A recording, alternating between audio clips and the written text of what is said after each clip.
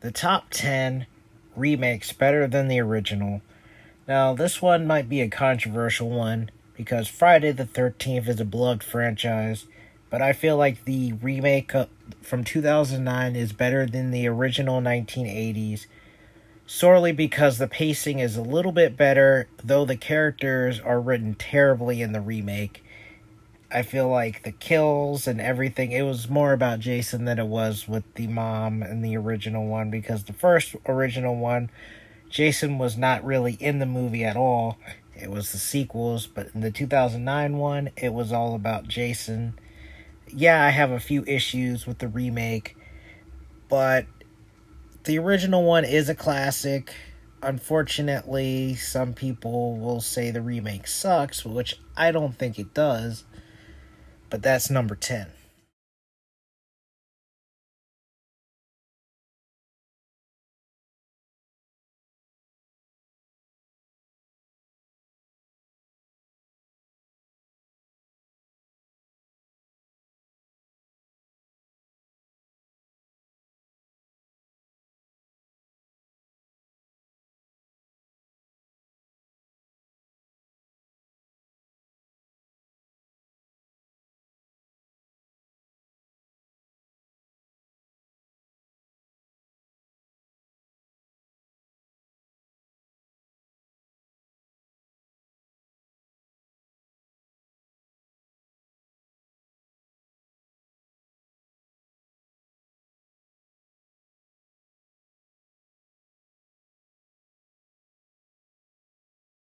Scarface. Some people do not realize that the 1983 one is not the original. There was one in the 30s, and this one is Al Pacino, Michelle Pfeiffer. Obviously, better acted. I really like this movie. They're supposedly remaking this movie, which is probably not a good idea because I heard people say, oh, why are they remaking the original 1983 when it's not the original? I know some people get that confused because The Thing and Scarface are not the original. Another one that is considered the original, but it's not, is House of Wax with Vincent Price, and not that 2005 garbage we talk about. The original, the original ones are better. I think the first original one was the 30s, I believe, 37. Correct me if I'm wrong, but the 1953 one with Vincent Price is better. It had 3D. It had Vincent Price, and I think it holds up for its time for me. Now, this one's another tough one. Wes Craven directed the original one for Hills Have Eyes. Now, the 2006 one was a little more grittier and more, I guess, realistic.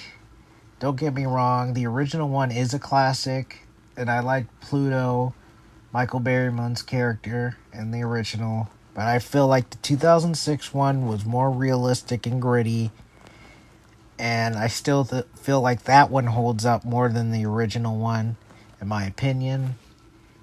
And like I said, most of these are going to be horror movie remakes. Cape Fear. The original one is good, and it still is a very good classic film. But I feel like Robert De Niro was on a whole nother level of creepy in Cape Fear. That came out in 1991. I feel like that was one of Robert De Niro's best performances that he ever had besides Taxi Driver, but man, he is so evil in that movie. Now, Little Shop of Horror, the 1986 one, is pretty good. I wouldn't say it's one of the best remakes of all time, but it's definitely a huge improvement over the original. I mean, Rick Moranis, he's really good in this. You have Steve Martin. You have so many good cast people in here. The music is good. It's just an 80s classic. In 1998, Japanese audience had The Ring. Now, America decided to remake a lot of these Japanese horror movies, and most of them were not good, except for The Ring. Now, The Ring holds a special place to me because I saw it in theaters and it scared the crap out of me. I was traumatized of this movie for the longest time. And we had 2 sequels. I mean, there's a lot of sequels to The Ring for some reason. In the Japanese, there's like, how many Ring movies are you gonna make? But then the American one, they had 2, and obviously the other 2 are not good compared to the first one. I mean, the first movie, it keeps you guessing on what's going on in the movie. I really think this was probably the best Japanese remake of all time. Why? Now, The Fly original with Vincent Price is good, but it doesn't hold up as well as the 1986 one with Jeff Goldblum. And the visual effects and music alone make it worth the watch.